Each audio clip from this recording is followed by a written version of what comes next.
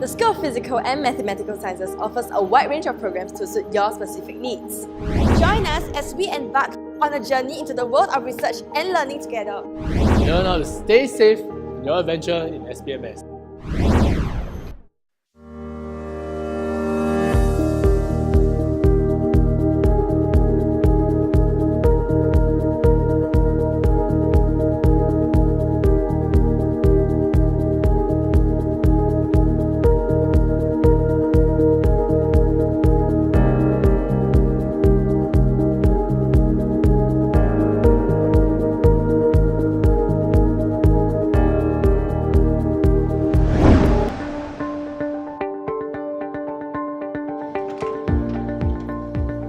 Welcome to SPMS. Every laboratory has risks. Always be prepared for the experiment that you will be conducting. Familiarize yourself with the location and the use of various fire safety equipment and emergency facilities when you first enter the laboratory. Ensure that you possess the necessary licenses to operate equipment such as high-powered lasers and ultrasonic baths.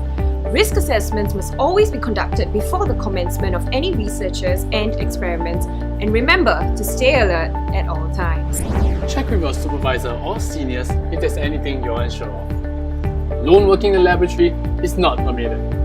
When you're working in the laboratory, there must be a second person in the same room or in the area where he or she is able to see. Covered footwear and long pants must be worn in the lab. Open-toe footwear such as slippers are not allowed. Long hair must be tied up. Food and drinks should not be brought into the laboratory or chemical storage areas. Personal protective equipment such as lab coat, goggles, or gloves should be taken off before proceeding to the student area or toilet.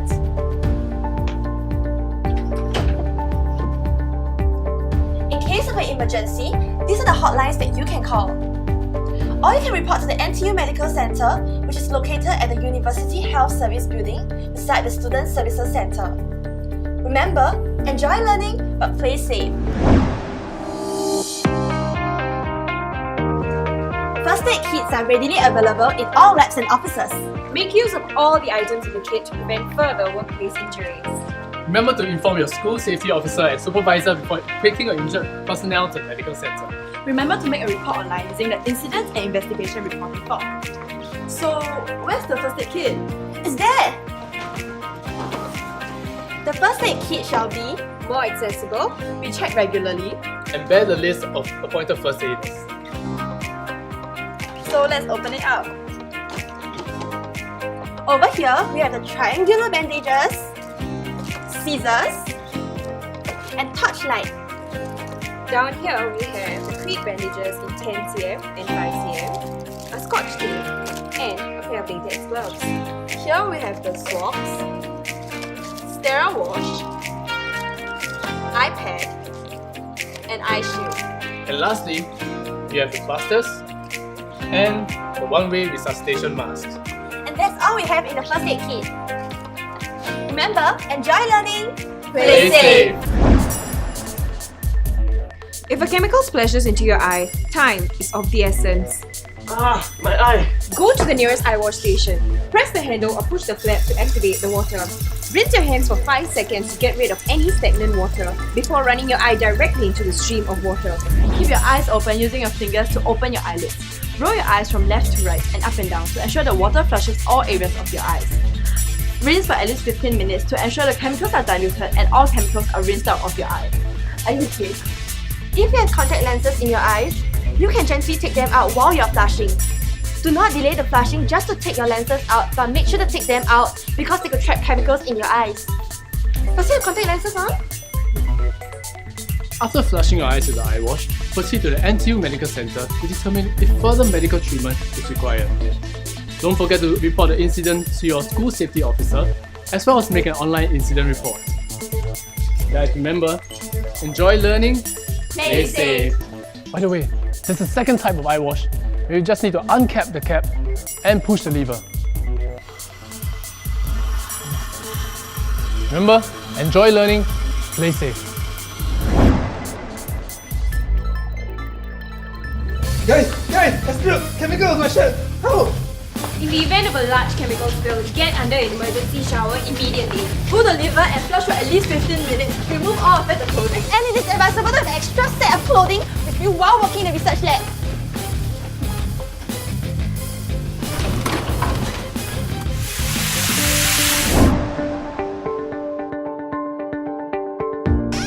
Before entering any laboratories, take note of the warning sign at the entrance. Personal protective equipment such as lab coat, safety goggles and safety gloves must be worn in the laboratory as they are hazardous chemicals.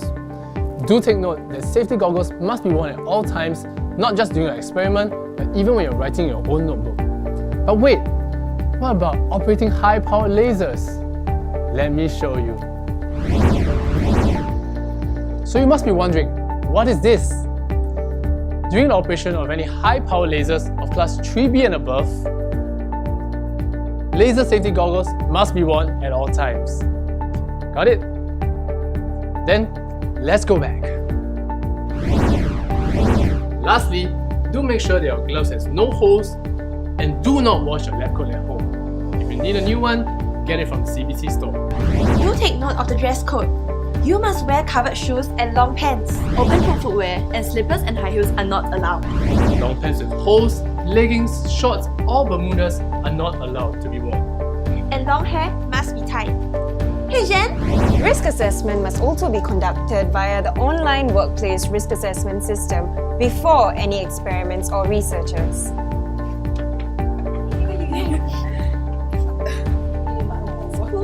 Oh, and remember, enjoy learning, Play safe. Keep your hands away from your face, eyes, mouth and body while handling chemicals. Food and drinks should never be brought into the laboratory or chemical storage area. Smoking is strictly prohibited in the laboratory. Also, never use laboratory glassware for eating or drinking purposes. Do not apply cosmetics while in the laboratory. After removing your gloves, wash your hands with soap before leaving the laboratory. Remove your gloves before touching any door handles, keyboards, or lift buttons. Also, remove any personal protective equipment such as the goggles and lab coat before proceeding to the student area. And if you are pregnant, please inform your supervisor. Remember, stop doing research. So guys, enjoy learning. Play safe. Use only electrical appliances or products that come with the Singapore Safety Mark. The Singapore Safety Mark is the approval mark under the Consumer Protection Safety Requirements Regulations. Unapproved plugs and unauthorized power sockets are not allowed to be used at all times. Never overload power socket outlets. Do not use electrical cables that have damaged wiring or damaged insulation. And always remember to switch off appliances after use. And remember, enjoy learning. Play safe.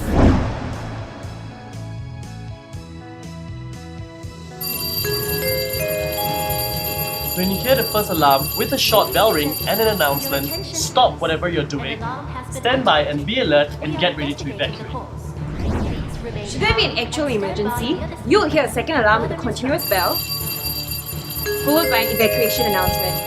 Follow the instructions of appointed fire warden and other emergency personnel and evacuate to the nearest assembly area via the nearest fire exit immediately. In the case of a fire, do not panic. Shout fire, fire! Locate the nearest fire call point. Activate the alarm by using a sharp object or your finger to activate the call point. Inform NTU campus security at 6790-5200 and inform your school safety officer. Proceed to fight the fire only if it's safe to do so. Follow procedure fast. Pull, aim, squeeze, sweep. However, do not fight the fire if it gets out of control or if you are not confident in doing so. Alert everyone in the lab and evacuate to the assembly area in an orderly manner via the nearest emergency exit.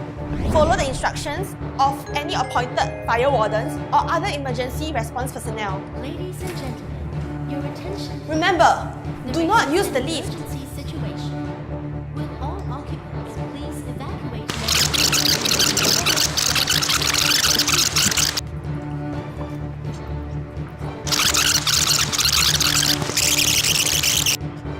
Remain at the assembly area and do not return to the building until you are told it is safe to do so. And remember, enjoy learning, Play safe. Fire blankets are used to smolder a person on fire and can be found around the labs, such as this. And how do you use it? Firstly, wrap the blanket around the person below the neck level.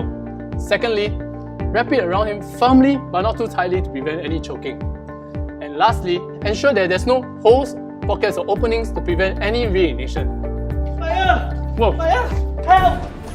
Fire! So, wrap it around him below the neck level.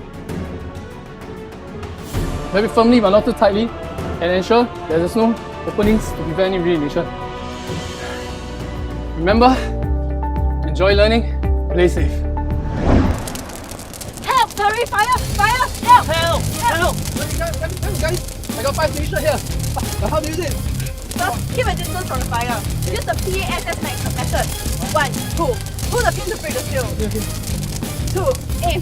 Aim the nozzle at the base of the fire. 3. Sweep. Squeeze the handle to release the extinguishing agent. And 4. Sweep. Sweep from side to side at the base of the fire until the fire appears to be out. Okay, I got it.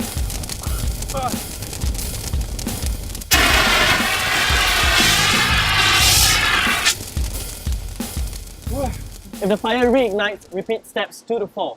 Remember, do not fight a fire if the fire appears to be out of control or if you're not confident to do so. Evacuate immediately via the nearest emergency exit. So remember, enjoy learning, play safe.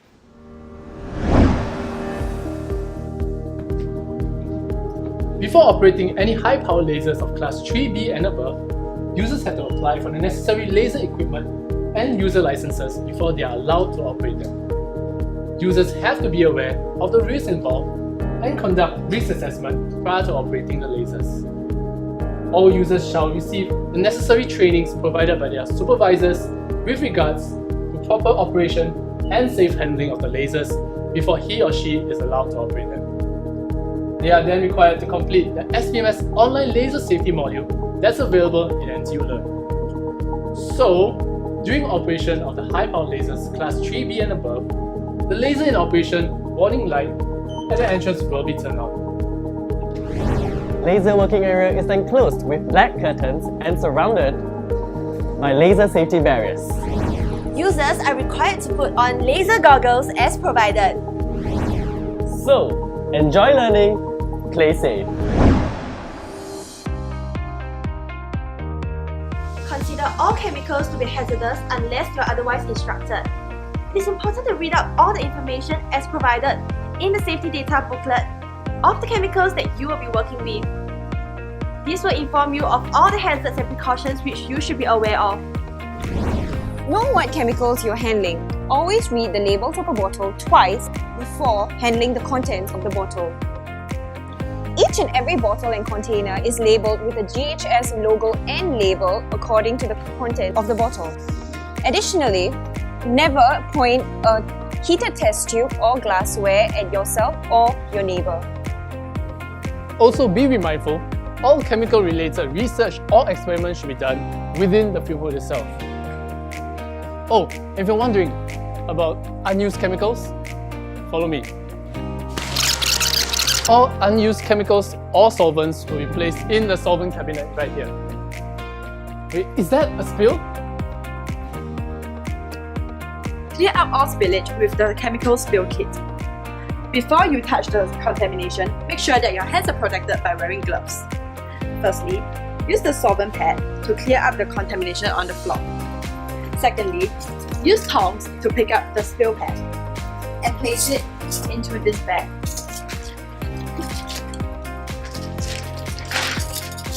Throw in the tongs as well since that's contaminated. Next, place a label on the bag and send it to the CBC store for disposal. Lastly, not to forget, report the spillage to your school safety officer as well as the online incident form. When transporting chemicals, use the correct transportation technique. When transporting one bottle, use a secondary containment. When transporting more than one bottle, use a trolley. Dispose different waste into the correct waste containers. When in doubt, always ask. So remember, enjoy learning, Play safe.